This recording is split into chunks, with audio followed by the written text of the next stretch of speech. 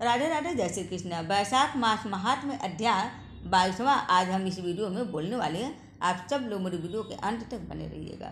22वां अध्याय में बैतली जी कहते हैं कि इस वैशाख की कौन कौन सी तिथियाँ अत्यंत पुण्य कारक है और क्या क्या दान विशेष रूप से उत्तम है और संसार में इन्हें किसने प्रख्यात किया है, यह सब बताइए। यह सुन श्रुतदेव जी कहने लगे कि वैशाख में मेष के सूर्य की 30 तिथियाँ बड़ी उत्तम है, जिनमें से दान करने से कोटि गुना फल प्राप्त होते हैं और एक एक तिथि में स्नान, दान, होम, पूजा आदि करने से तत्काल मुक्ति होती है। कथा सुनने से रोग अथवा दरिद्रता से पीड़ित दुख भी दूर हो जाते हैं। जो इन तिथियों को व्यर्थ व्यतीत करता है वह गौघाटी, कृतधन, मित्रघाटी और आत्मघाती होता है। दरिद्र, धनवान, लंगड़े, अंधे, विधवा, स्त्री, बालक आदि सबको यह वैशाखों धर्म अत्यंत सुख से साधन के योग्य है। चैत्र के महीने में जब महेश की संक्रांति हो, उसी समय पापों की नाश करने वाली अमावस्या कोट गया करने से फल देती है। यह एक पितृस्वरों के संबंध की पुरानी कथा चली आती है जो हर्क और पितरों की है। जब पृथ्वी पर सार्वरिक मनवंतर का राज्य था, 30वें कलयुग के अंत में जब संपूर्ण धर्म नष्ट हो गए, उस समय अनर्थ देश में धर्मवर्ध नाम का कोई ब्राह्मण हुआ। उसने इसी कलयुग के प्रथम पाद में मनुष्यों को पापों से युक्त और अपने अपने वर धर्मों से हीन देखा। तब एक दिन वह मुनि महात्माओं के सत्र यज्ञ के दर्शन के निमित्त पुष्कर क्षेत्र गया। वहाँ ऋषि मुनि लोग कलयुग की प्रशंसा कर रहे थे कि सतयुग में जो वर्ष भर में माधव भगवान प्रसन्न होते हैं, सो त्रेता में एक माह में ही और द्वापर में एक ही पक्ष में होते हैं। उससे 10 गुना पूर्व कलयुग में विष्णु भगवान जी का स्मरण करने से होता है। केवल एक हरि नाम उच्चारण करना उचित है। जब यह प्रसंग हो रहा था, तभी नारद मुनि खूब हंसने लगे और उन्मत्त की तरह नाचने लगे। निस्संदेह यह कलयुग बड़ा पूर्ण रूप आया है। केशव भगवान कलेश नाश करने वाले स्मरण मात्र से ही प्रसन्न होते हैं, परंतु कलयुग के आगमन में आप लोगों का यहाँ ठहरना उचित नहीं है। इस पाखंड में भारत को छोड़कर सुखपूर्वक अन्यत्र जहाँ कहीं मन प्रसन्न हो विचरो। यह वचन को सुन व्रतधारी मुनि यज्ञ समाप्त कर शीघ्र ही चलेगा और धर्मवर भी पृथ्वी त्यागने का विचार कर ब्रह्मचर्य व्रत में जटाधारी साधु की भांति कलयुग में अनाचारों को देखने गया। वहाँ जाकर क्या देखते हैं कि संपूर्ण मनुष्य जाति घोर पाप में मग्न है। ब्राह्मण, क्षुद्र और सन्यासी पाखंडी हो गया। पत्नी पति में, गुरु शिष्य में, सेवक स्वामी में और पिता पुत्र में परस्पर विरोध रहता है और ब्राह्मण क्षुद्रवत गौ बकरी के समान हो गई है। वेद कहानी मात्र है, सत्य कर्म साधारण हो गए। देवताओं की जगह भूत प्रेतादि की पूजा होती है। अधम और नीच पूज हो गए हैं। इस कलयुग में भ्राता भगनी से, पिता पुत्री से संगम करते हैं। साधु महात्माओं का अपमान होता है और पापियों का सत्कार होता है इत्यादि घोर दुराचार हो रहा है। यह सब देखते घूमते वर धर्म आश्चर्य युक्त हो पितृलोक हो गया।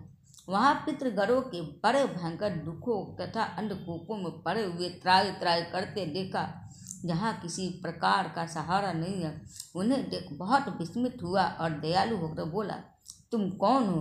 तुमने ऐसे कौन से घोर दुष्कर्म किए जिनसे तुम यहाँ पड़े हो? तुम किस गोत्र में उत्पन्न हुए और तुम्हारा कैसे उद्धार होगा? यह सब तुम मेरे सामने कहो, आज ही कल्याण हो जाएगा। इसके ऐसे वचन के सुनकर दुख से व्याकुल पितृश्वर प्रसन्न हो दीन वाणी से कहने लगे, हे श्रीवत्स गोत्री, हमारा वंश पाप से क्षीण है। हमारे लिए पिंड देने वाली कोई भी संतान नहीं है। इसी से हम दुरात्मा अंधकूप में पड़े हैं। हमारे कुल में एक धर्मवर ही बड़ा यशस्वी है। वह सबको छोड़कर अकेला ही विचरता है। उसने गृहस्थी धारण नहीं की है। वही दुर्वा का तंतु रूप है कि जिसे पकड़कर हम लोग लटक रहे हैं। अतः धर्मवर की आयु क्षीण होने पर इसे अंधतामिसा दुर्गम कूप में गिर पड़ेंगे। इससे हित है तुम पृथ्वी पर जाकर धर्मवर को समझाओ कि तेरे पितृस्वर दुख से पीड़ित केवल तेरे एक डूब के सहारे लटक रहा। तेरे मरने पर और संतान न होने पर हम और तू सब अंधतामिस्त्र कुप्न पड़ेंगे। इसलिए गृहस्थ धर्म ग्रहण करके संतान वृद्धि करे। जब वह संतान गया को जाए, वैशाखो धर्म करे, विष्णु भक्त हो, एकादशी आदि व्रत करे, वह पाप नाशनी कथा को सुने, जिससे उसकी 100 पीछे और 100 आगे की पीढ़ी नरक जाने से बचे और हमको तथा उसको उधर गति की प्राप्ति हो। तुम ऐसे सत्य वाक्य को समझाकर धर्म वर्ग को गृहस्थ में प्रवृत्त करो। पितृश्वरों के ऐसे वचन को सुन अचंभित में पड़ रोता हुआ हाथ जोड़ नमस्कार कर धर्म वर्ग बोला, हे महाराज जी, मैं ही दुराग्राही तुम्हारा वंशधर धर्म वर्ग हूँ।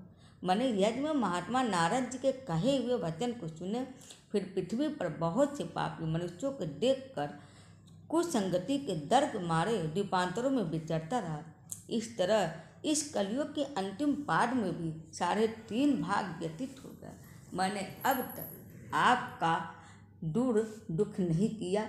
अब मैं आपकी आज्ञा का पालन देव ऋषि पितृश्वरों को तर्पण पूज्यादि करते हुए करूँगा और ऐसा आशीर्वाद मांगा कि संसारिक कर्तव्य करने पर भी कलयुग की बाधा ना हो। हे राजन, धर्मवर्ग के कहने पर पितृश्वर बोले, हे पुत्र, तू गृहस्थ धर्म में प्रविष्ट हो, संतान उत्पन्न करके हमारा उद्धार कर, क्योंकि जिसके घर में तुलसी वृक्ष, शालिग्राम, महाभारत आदि ग्रंथ है, जहाँ कथा सत्संग होते रहते हैं, हरि स्मरण कीर्तन और वैशाखो धर्म आदि शुभ कर्म होते रहते हैं, वहाँ कलयुग बाधा नहीं पहुँचाता। है पुत्र, इसीलिए तू पाप आत्मा युग की चिंता मत कर, शीघ्र घर जा। इस माधव मास में सबके उपकार के लिए मेष की संक्रांत की 30 तिथियों में वैशाखो धर्म को कर, जिससे करोड़ों गुने फल मिलते हैं।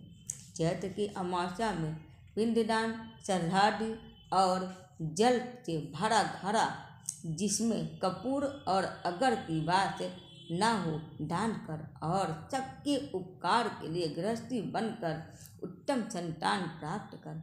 पीछे मुनि की वृत्ति धारण कर सुखपूर्वक द्वीपों में विचरना।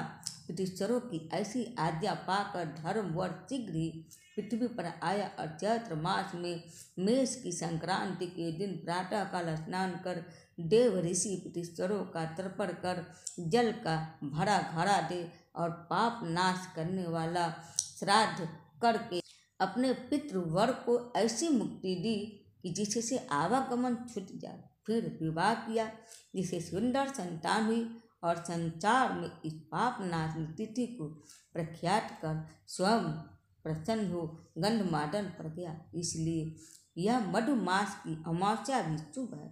इसके समान संसार में कोई तिथि न देखी है न सुनी है। वैशाख मास महात्म्य अध्याय 22वां यहीं पर संपूर्ण होता है। अब आगे आप 23वां अध्याय में वैशाख की कहानी को सुनेंगे। उम्मीद है आप सबको मेरा वीडियो पसंद आया होगा।